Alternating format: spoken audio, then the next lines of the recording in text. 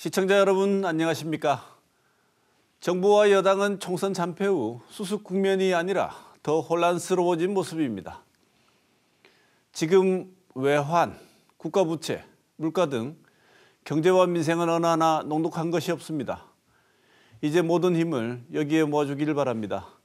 이번 주 뉴스 비하인드에서는 박정희 동상 건립 논란과 총선 과정에서 드러난 장애인 참정권 문제 등을 살펴보겠습니다. 그리고 토크와이드 코너에서는 대구 경북 민주당에서 8년 만에 금배지를 달게 된 인미의 더불어민주연합 당선인으로부터 앞으로의 각오와 의정활동 계획에 대해 들어보겠습니다. 시사톡톡 지금 시작합니다.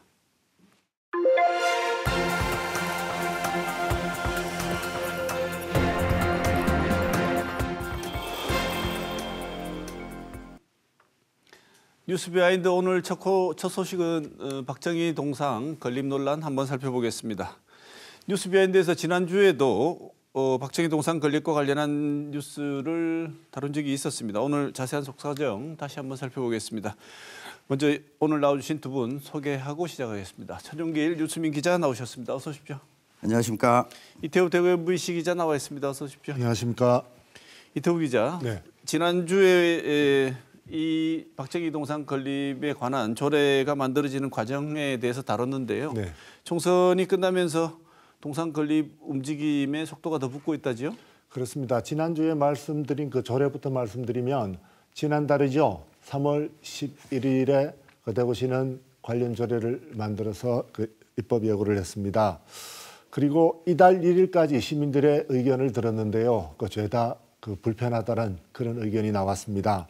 그리고 내일입니다. 내일부터 열리는 대구시의회 제308회 임시회에서 이 관련된 조례안을 다루게 됩니다. 대구시는 보도자료를 냈습니다. 당초보다 5,237억 원이 늘어난 11조 1,109억 원의 규모로 추경 예산을 편성해 의회에 넘겼다고 밝히면서 늘어난 예산 가운데 바로 박정희 동상과 관련한 예산 14억 5천만 원이 들어있다고 밝혔습니다. 동대구역 광장과 그리고 대구 도서관 앞 공원의 이름을 각각 박정희 광장과 박정희 공원으로 바꾸고 그리고 거기에 동상을 세운다는 것입니다. 대구시는 이렇게 설명하고 있습니다. 대구시가 가지고 있는 고유한 정체성, 역사적 정체성인 박정희 산업화 정신 그리고 228 자유화 정신을 각각 이 공원에 새겨 넣고 그리고 거기에 박정희 동상을 세운다는 그런 이야기를 하고 있습니다. 천용길 기자. 네. 이 보통 사업을 진행하게 되면요, 조례를 만들고 그 조례의 내용에 따라서 조례를 집행하기 위한 예산을 편성하게 되는 게 순서인 것 같은데 네.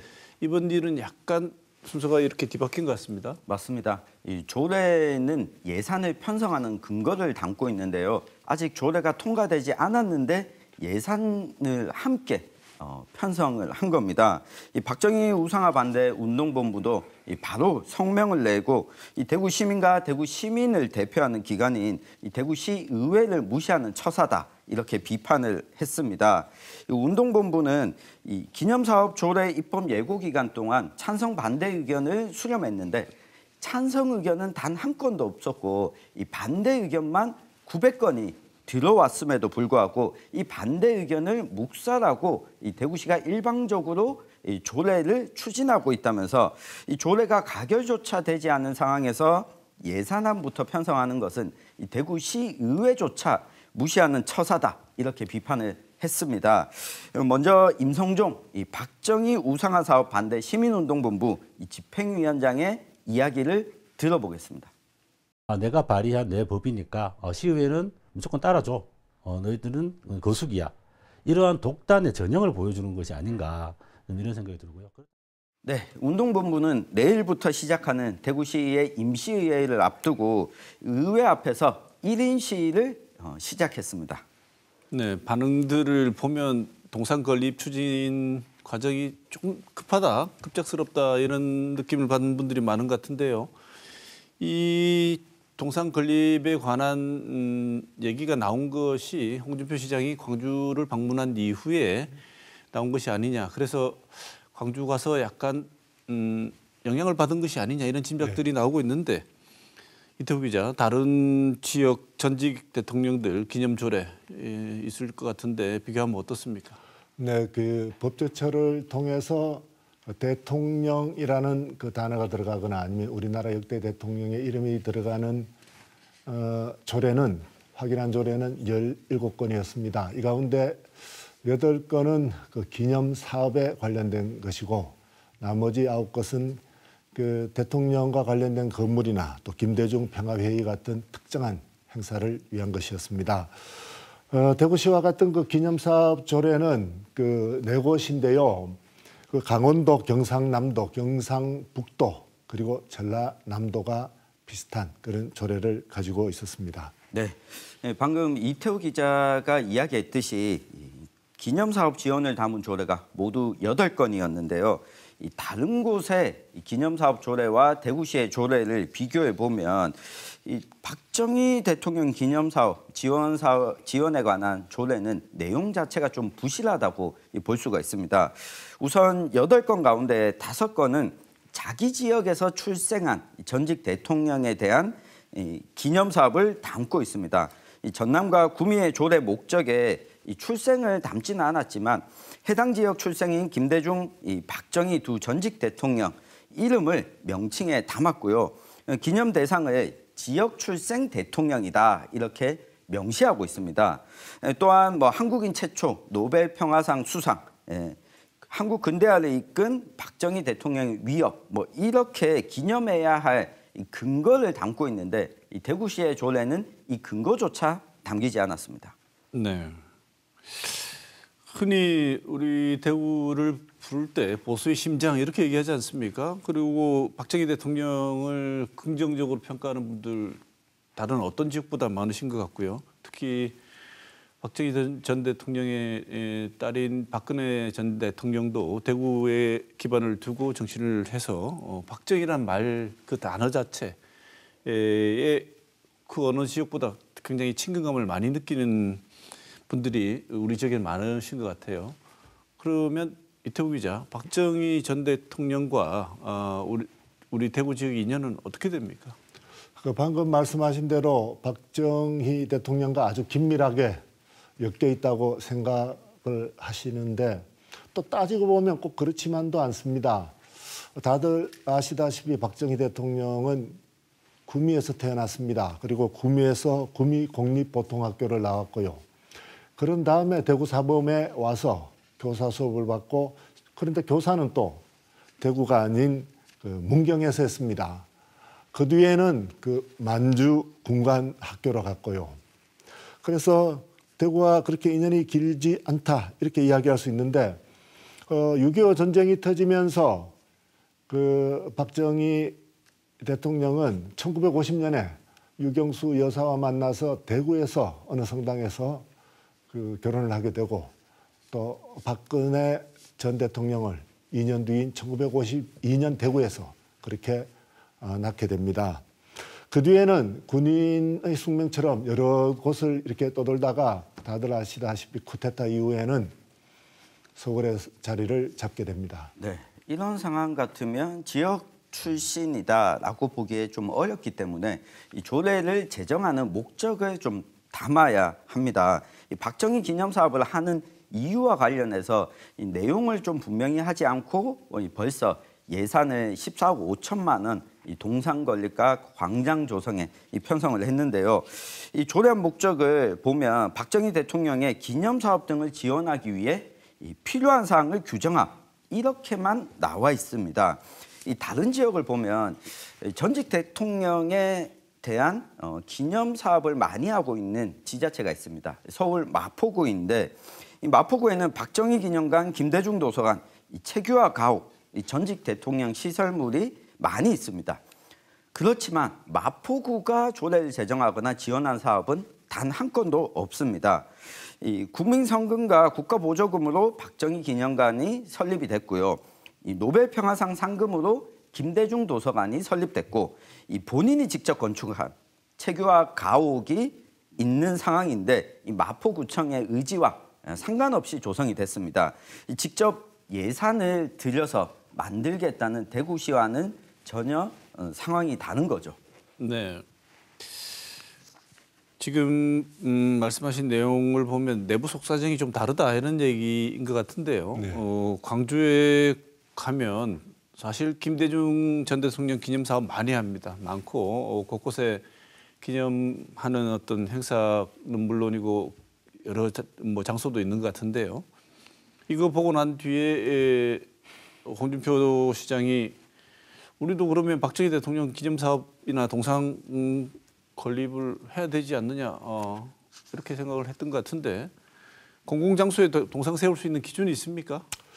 그 먼저 그 홍준표 대구시장이 동상을 세우겠다는 동대구역 광장은 그 한 해 1,300만 명, 엄청난 숫자죠. 이런 사람들이 오가는 곳입니다. 그래서 그 동상을 세우겠다는 어떤 취지가 뚜렷해야 됩니다.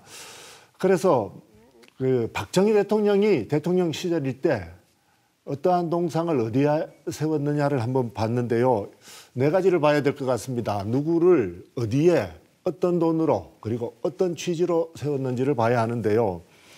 그 박정희 대통령 시절에는 그 보통 공공장소에 그리고 역사적으로 그 기억할 만한 그런 인물을 비용은 대부분 그 개인의 헌납으로 그렇게 지어졌고요. 그 목적은 뭐 경제 성장이나 계몽 뭐 이런 것이었습니다. 그 이승만 대통령은 자기 동상을 자기가 세웠는데 박정희 대통령은 그러지 않았습니다. 대신 역사적으로 기릴 만한 사람의 동상을 세운 뒤에 자기 이미지를 거기에 투영하는 그런 식이었는데 서울 광화문 광장에 있는 충무공 동상, 이순신 장군 동상이 대표적이 아닌가 이렇게 생각이 듭니다. 반면 그 탑동공원에 있는 이승만 대통령 그 동상은요, 4.19 혁명 이후에 끌어내려져서 또 부서졌고요. 남산공원에 건립됐던 역시 이승만 그 동상도 마찬가지입니다. 다른 나라 사례를 보면 구소련에서는 그 스탈린이나 또 레닌 동상이 그 순환을 당했죠. 지역마다 부서지는 그런 일들이 많았고 중국의 경우에는 그 마오쩌둥 동상이 세워졌다, 무너졌다, 세워졌다, 무너졌다를 반복하는 역사를 되풀이하고 있습니다. 네.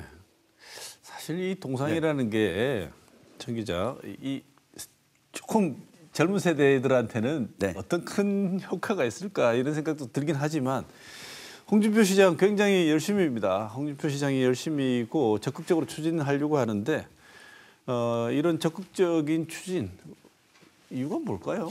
네, 이건 순전히 저의 추정입니다만 이 박정희 대통령을 기념하고 싶은 게 아니라 이 박정희 대통령을 활용하고 싶은 게 아닐까 싶습니다. 이 박정희 대통령은 이 전통적인 인물에 자신을 투영하는 효과를 기대했다라고 앞서 이태우 기자가 설명을 했습니다.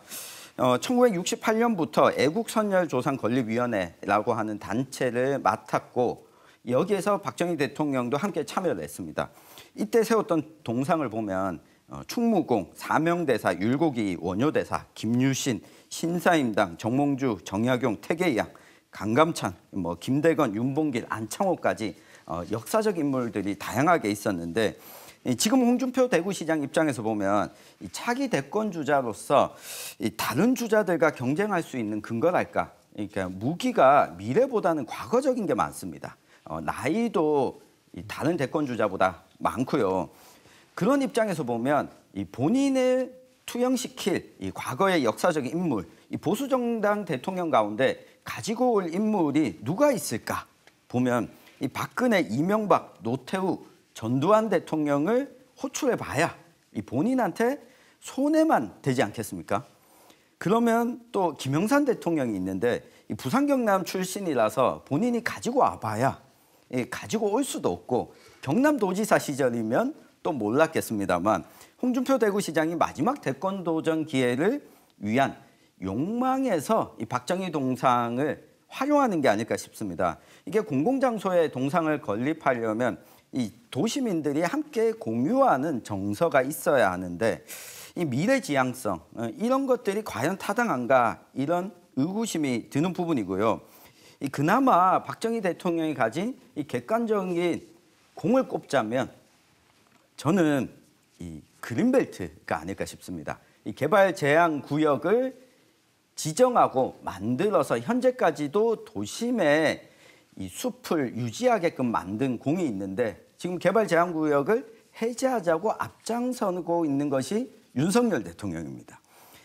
이런 상황에서 박정희 정신을 기념하는 일 대신 동상을 세우는 일은 앞서 이태우 기자가 지적한 것처럼 끌어내림을 당하는 박정희 대통령을 모욕하는 일에 다름 아닐까 이런 생각을 해보게 됩니다.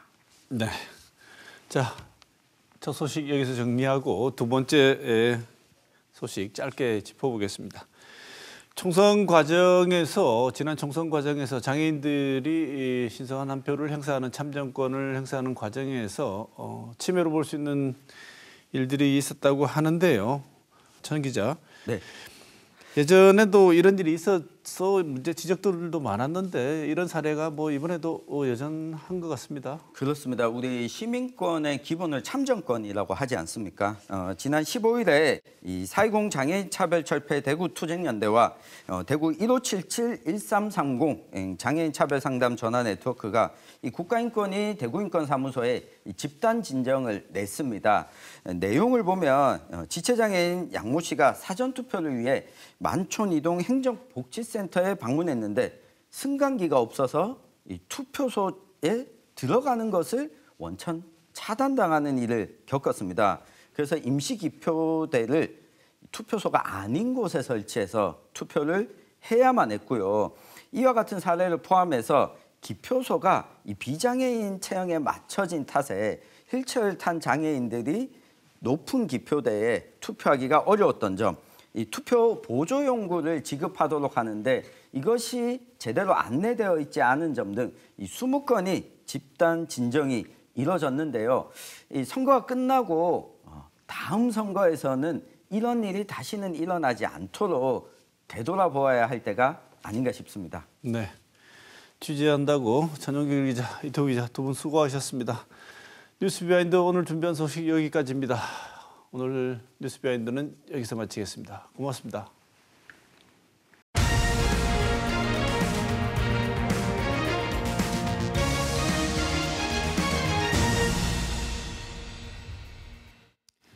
(22대) 총선에서 더불어민주연합은 총 14석의 의석을 차지했습니다. 이에 따라서 TK 민주당에서 13번 번호를 받았던 임미애 당선인께서 8년 만에 TK 민주당 배지를 달게 된 겁니다. 오늘 임미애 당선인 모시고 여러 말씀 나눠보겠습니다. 어서 오십시오. 네, 안녕하세요. 네. 자, 먼저 당선 축하드립니다. 고맙습니다. 축하드리고 이 축하를 받게 해주신 지역 유권자들에게 먼저 인사를 해주시고 말씀 나눠보겠습니다. 네, 안녕하십니까. 이번에 더불어민주연합 비례대표로 전략지역 비례대표로 선정이 되었고요. 이번 총선에서 당선이 된 임미애입니다. 개표 과정에서 다들 너무 마음을 졸이셨는데요. 그래도 민주당 의원 하나는 들어가야 되지 않겠느냐라는 열망으로 제게 기회를 주신 우리 대구 경북 시도민 유권자 여러분들께 진심으로 감사드립니다.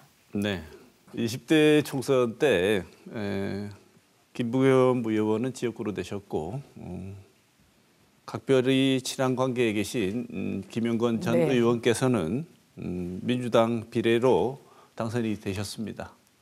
뭐 모르시는 분들도 있으실 테니까 김영건 전 의원은 부군되시죠? 네, 맞습니다.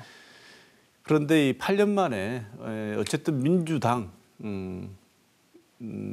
간판을 달고 8년 만에 이 지역에서 TK 지역에서 국회에 입성하시게 되었는데 어쨌든 우리 지역이 이 민주당 간판을 달고 국회의원 활동을 해서 들어가시는 분들이 잘 없지 않습니까? 지금 네. 이번 국회에서는 혼자신데요. 네. 어떤 포부를 갖고 계신지요?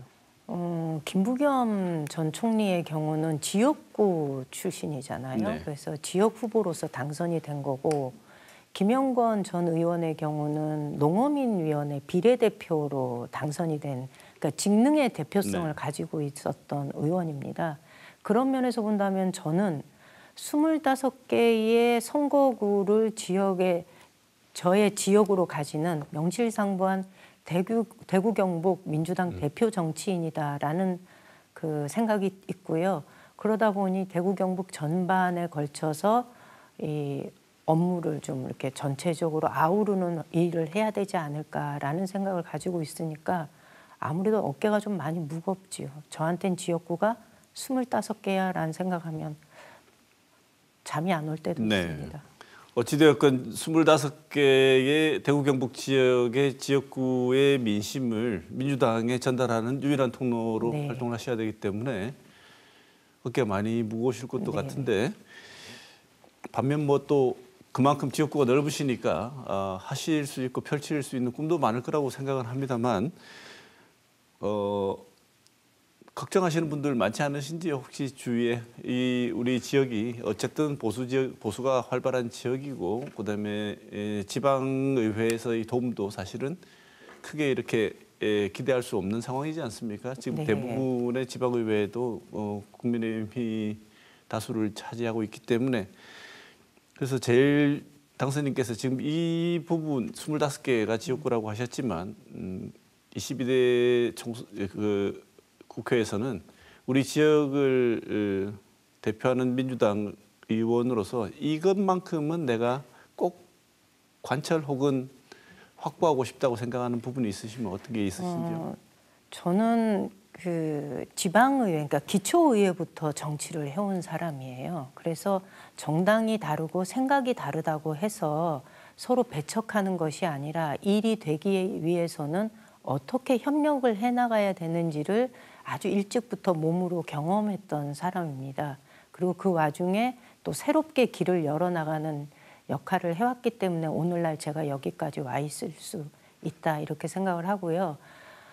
저한테 지역의 소소한 민원을 챙기라고 민주당 의원을 만들어준 거라고는 생각하지 않습니다. 이미 지방자치라는 게 일정한 궤도에 올랐고 지방의 현안들은 지방의 역량으로 해결할 수 있는 능력이 되거든요.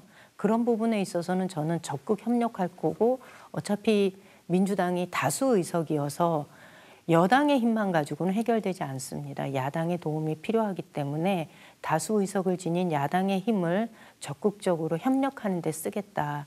거기다 한 가지 더 보탠다면 이번 총선을 거치면서 여전히 제기되는 문제가 있습니다. 선거제도의 문제인 거죠.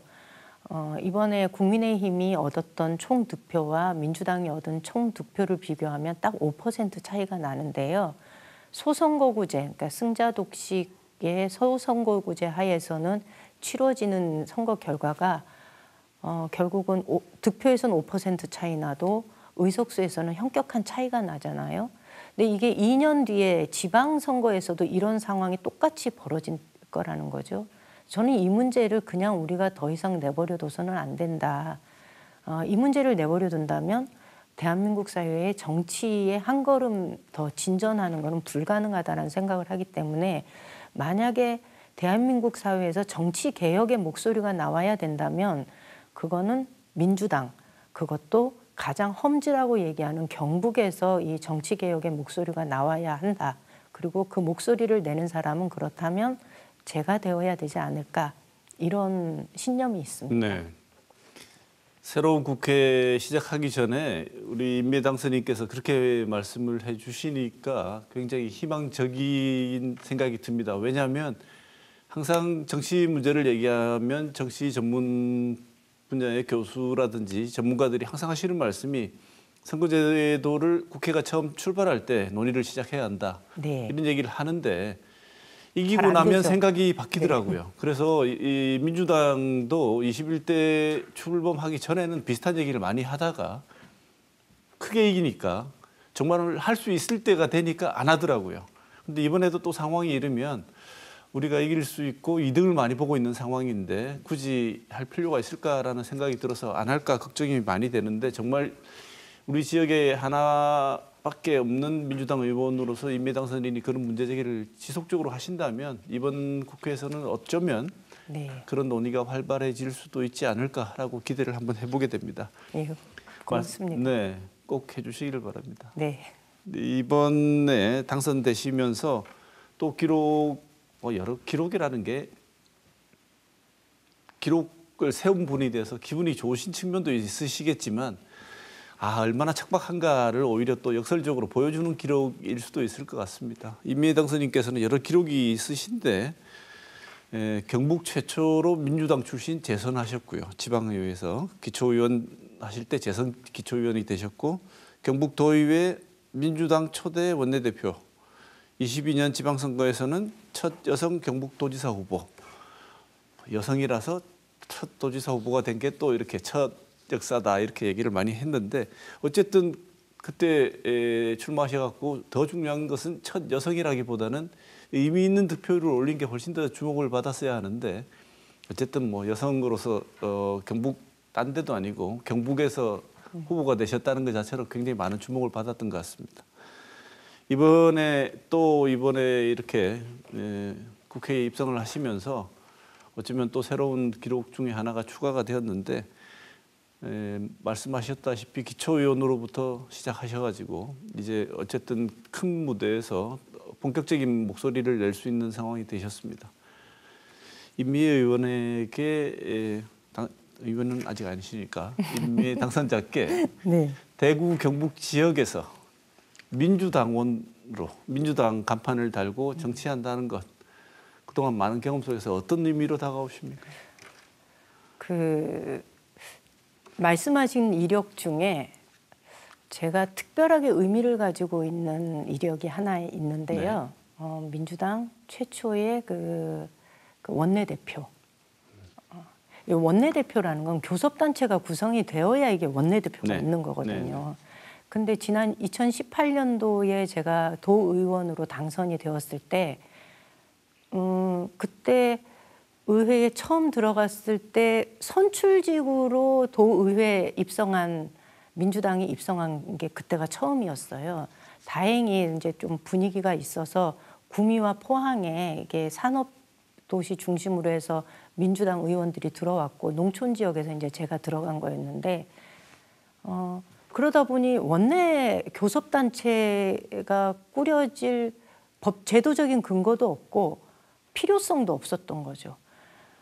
비례대표로 들어간 2명 내지 3명의 의원을 제외하면 모든 사람들이 하나의 정당이었기 때문에 그분들 입장에서는 본회의장이 의총하고 다를 바가 없었던 거예요.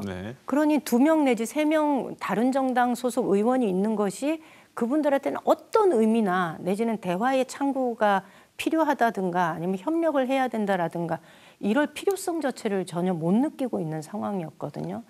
들어갔을 때 비례대표까지 합쳐서 저희 민주당이 9석이었는데 그때 제가 제일 먼저 한 게 원내 교섭단체 구성에 관한 조례를 발의를 했습니다. 이 조례를 발의할 때 반대가 굉장히 심했고요. 왜냐하면 이 조례가 만들어지면 이후 의회 운영과 관련돼서는 모두가 협의를 해야 되는데 협의가 필요 없이 그동안 의회를 운영하다 보니까 안 하고 싶어 하더라고요. 이것을 설득하는데 한 6개월이 걸렸고 결국 12월 달에 이 조례를 통과시켰습니다. 통과시키는 과정이 굉장히 좀 험난했거든요. 통과된 다음에 제가 원내대표가 된 거였어요.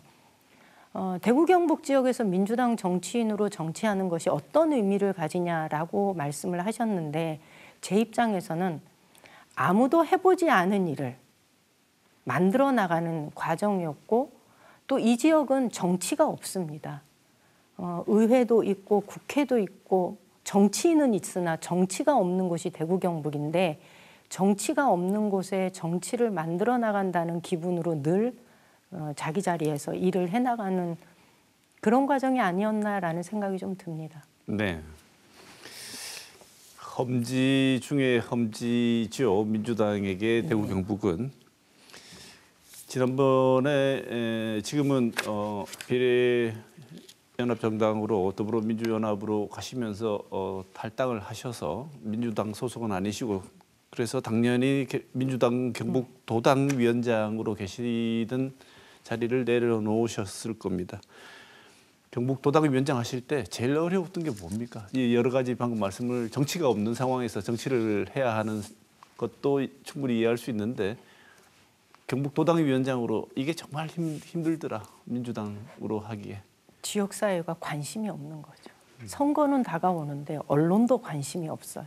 왜냐하면 이미 공천이 끝나면 선거가 끝났다고 보는 것이 유권자들의 일반적인 심리이고 또 그런 것을 우리 지역사회 언론이나 뭐 여론 조성하는 이제 여론 지도층이나 이런 데서 이미 그렇게 바라보고 있기 때문에 저희 입장에서는 후보도 준비하고 정책도 만들고 그다음에 핵심 당직자들 교육도 하고 이번 선거를 어떻게 의미 있게 멋지게 치러볼까를 준비하는 기간이 1년이 넘었었거든요. 그런데 아무도 관심이 없고 또 민주당 후보들한테 의견을 물어보지도 않아요. 지역사회에 이번 총선을 통해서 어떤 일을 하고자 하느냐, 지역의 현안에 대해서는 어떤 입장이냐 이런 이야기를 물어보지도 않아요. 그 무관심 속에서 저희가 선거를 준비한다는 게 저희 입장에서는 가장 어려운 일이었고 그래서 이왕 얘기가 나온 김에 좀 부탁드리고 싶은 겁니다. 네. 이 대구 경북의 정치가 살아야 지역사회가 활기를 갖는 건데 정치를 살리는 데는 이 민주당의 후보들, 민주당 정치에 좀 관심을 가져주십사. 그리고 그들이 출마하는 것에 대해서 좀 귀하게 여겨주시면 감사하겠다는 얘기를 좀 네. 드리고 싶습니다. 네. 그럼 반대 얘기 한번 해볼까요? 전국 판세 네. 어쨌든 좀 격렬했는데 이번 우리 대구 경북 지역은 역대급으로 조용한 선거였습니다. 네. 무관심이라고 하셨는데 다른 당 반대편에 있던 국민의힘 당 후보들은 한편 어떻게 보면 너무 편한 선거를 한 거예요. 누가 후보인지도 모르면서도 찍은 분들도 있을 거라고 생각합니다. 그렇죠.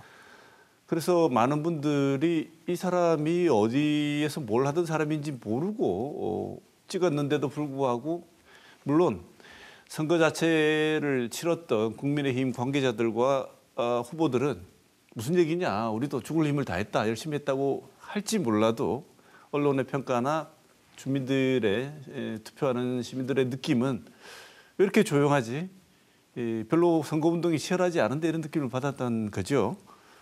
그래서 다니면서 보시기에 너무 조용한 선거였을까 과연. 치르는 분들 입장에서도 안 그럴 수도 있는데 네. 너무 조용했다 하는 이 평가에 대해서 선거 현장에서는 어떻게 느끼셨는지. 결과론적으로는 조용했지요.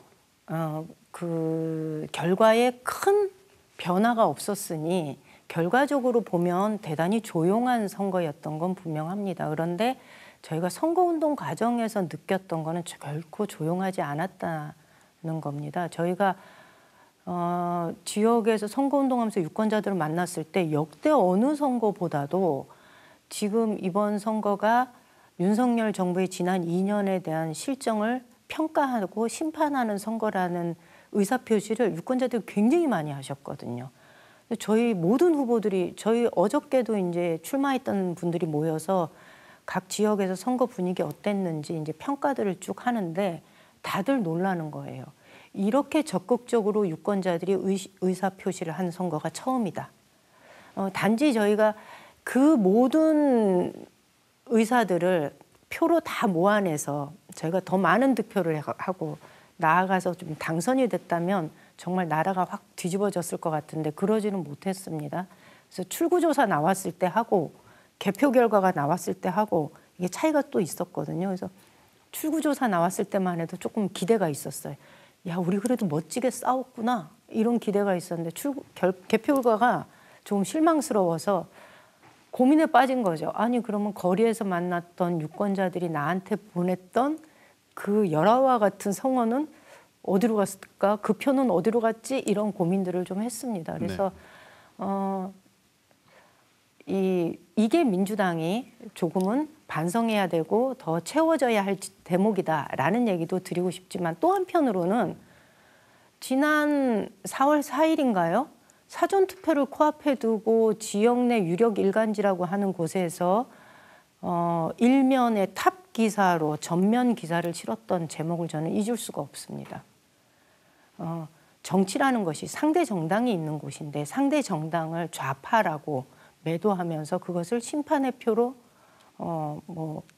이게 가면을 벗겨야 된다라는 식의 이 보도를 낸 걸 보면서 한편으로는 아, 이분들이 되게 급했구나라는 생각도 했지만 한편으로는 이게 특정 정당의 기관지가 아닌 이상 지역의 언론사가 이런 행동을 해도 되는가?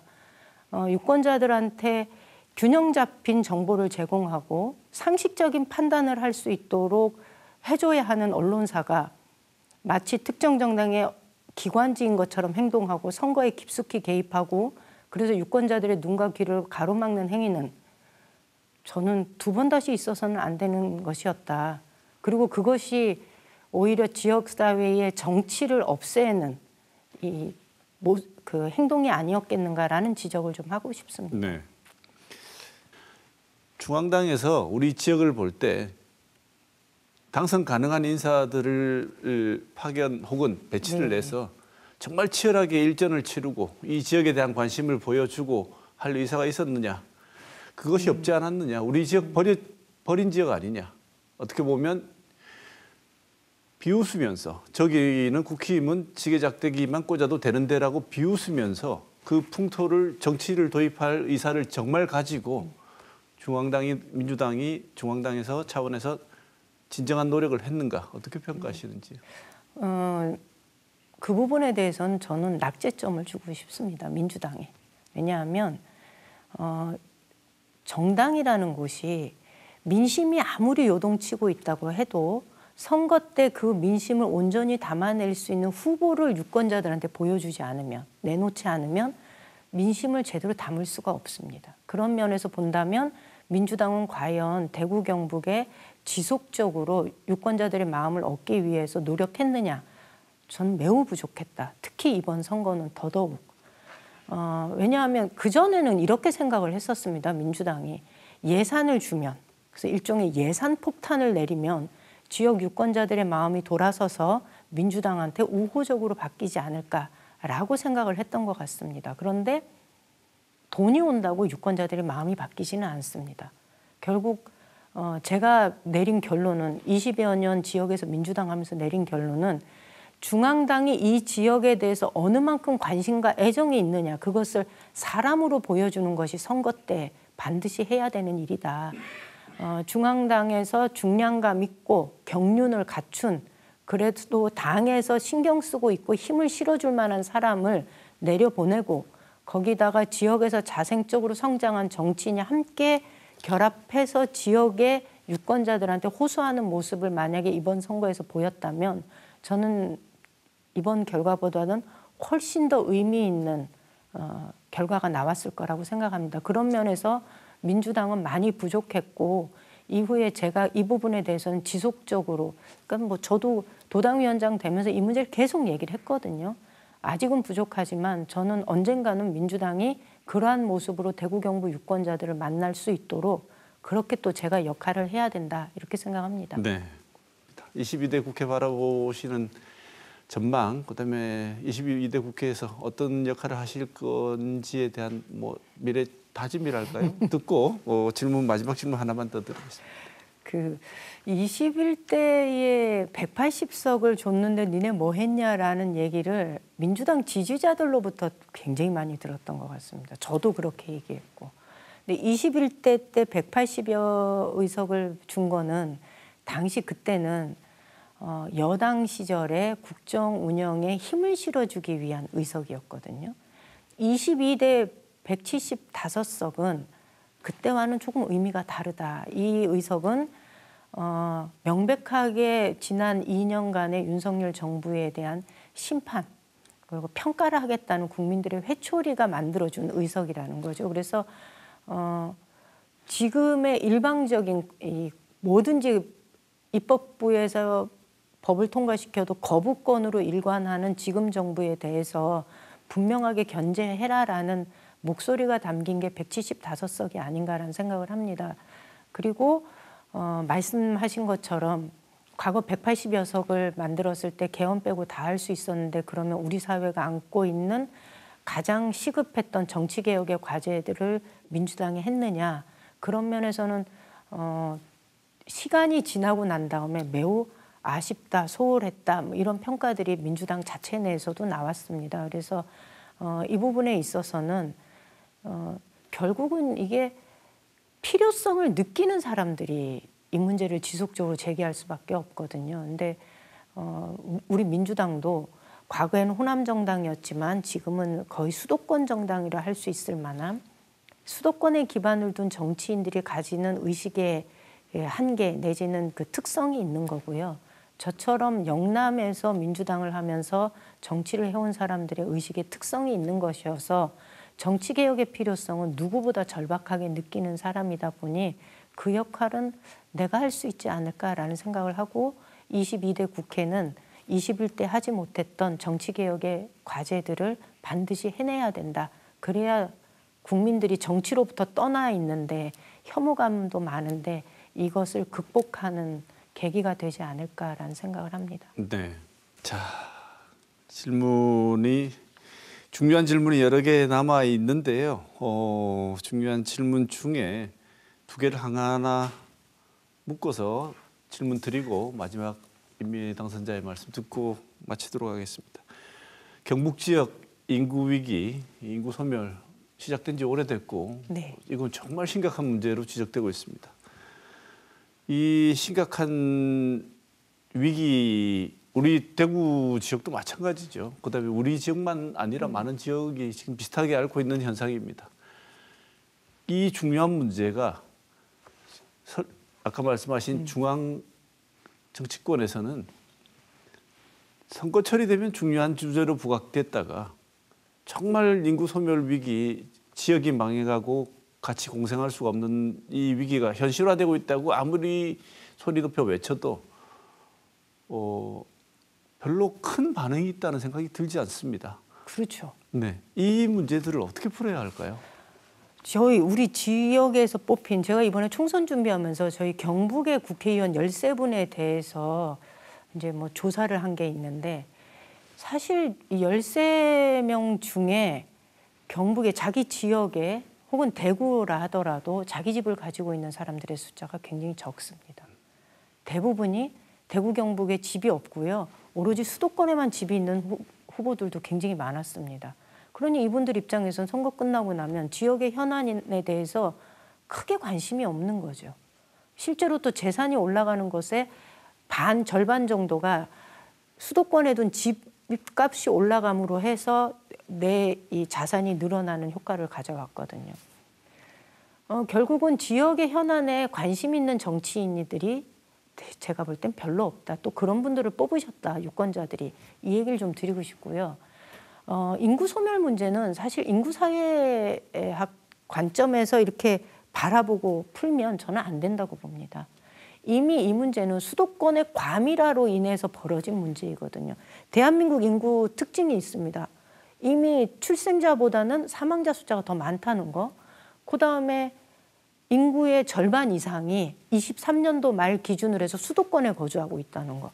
그리고 베이비붐 세대가 이제 고령화 사회로 넘어갔다는 거.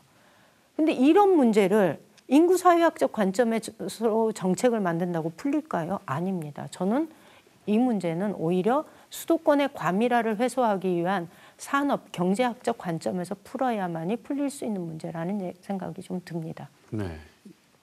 워낙 큰 문제고 오래되었는데도 불구하고 구체적인 대안이라든지 완화되는 모습이 드러나지 않는 이유는 아직까지 저쪽의 정치인들이 힘이 더 있어요. 저도 지방의 정치인보다. 늘 말씀드리지만 우리 지역에서 국회의원을 하시고 우리 지역에서 여러 가지 활동을 하시는 단체장들도 우리 지역에 거주하는 본인의 집이 없는 분들이 너무 많아가지고요. 맞습니다. 항상 의문이 듭니다. 시민의 한 사람으로서 과연 얼마만큼의 고민의 밀도를 가지고 지역 문제를 고민할까에 대해서 그러니까 저희가 조사한 거에 의하면 13분 중에 11분이 수도권에 집이 있었고요. 9분은 아예 이쪽에 집이 없는 분이셨어요. 그러니까 이 지역에서 뽑혔으나 지역에 대해서는 별로 관심이 없다라는 얘기를 좀 드리고 싶은 거죠. 그리고 인구가 이미 50%가 넘는 사람이 수도권에 살고 있다는 얘기는 우리 국회의원 숫자도 50% 훨씬 넘는 사람들이 수도권 사람들이거든요. 지방에 관심이 없습니다. 네. 그들이 훨씬 더 목소리가 센 거죠. 그러니까요. 우리 임미 당선자 같은 분이 목소리를 같은 데시벨로 하시면 안 되고 더 크게 내셔야지 아마 메이크업이 되지 않을까 싶습니다. 알겠습니다. 네. 자, 지금 이제 시간이 마지막 말씀드려야 될 시간인데 지금 임매 당선자께 붙어 있는 어떤 어깨에 올라 있는 무게가 대구 경북 출신의 민주당 의원, 농민 출신의 의원, 그다음에 여성 의원입니다. 여성 문제도 고민해야 할 것이고 주변부로 소외되어 있는 농어촌 문제도 고민하셔야 되고 우리 지역의 25개 지역구에 아무도 대변할 수 있는 목소리가 없기 때문에 그 창구 역할도 하셔야 되고 어깨가 무거우실 텐데 다짐 혹은 계획 마지막으로 말씀 듣고 오늘 시간 정리하도록 하겠습니다. 예. 저는 그 국회 열리면 행안위에 가서 활동을 좀 하고 싶습니다. 대구 경북 전체를 아우르는 살림을 좀 들여다보고 현안들에 대해서 챙기는 일, 그다음에 지방선거 앞두고 지방선거 제도를 손보는 일을 해보겠다. 그리고 제가 여성 농민이지 않습니까?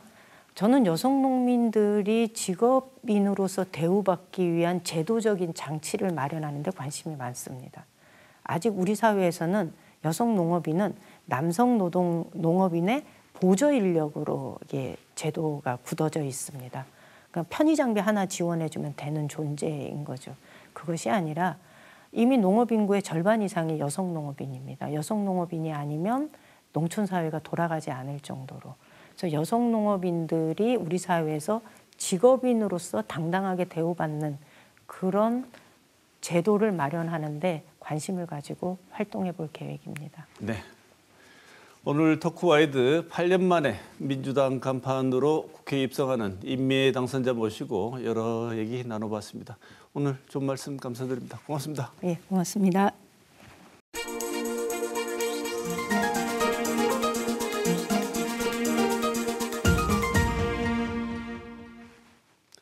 집권 여당이 거둔 총선의 성적으로는 가장 최악의 성적으로 기록된 이번 선거 이후 대통령과 여당은 여러 가지 측면에서 혼란스러운 모습입니다. 대통령의 직접적인 사과나 유감 표명을 기대했던 사람들은 국무회의 모두 발언 과정 전후의 상황을 보고 이념적 지향점을 떠나 많은 비판이 있었습니다.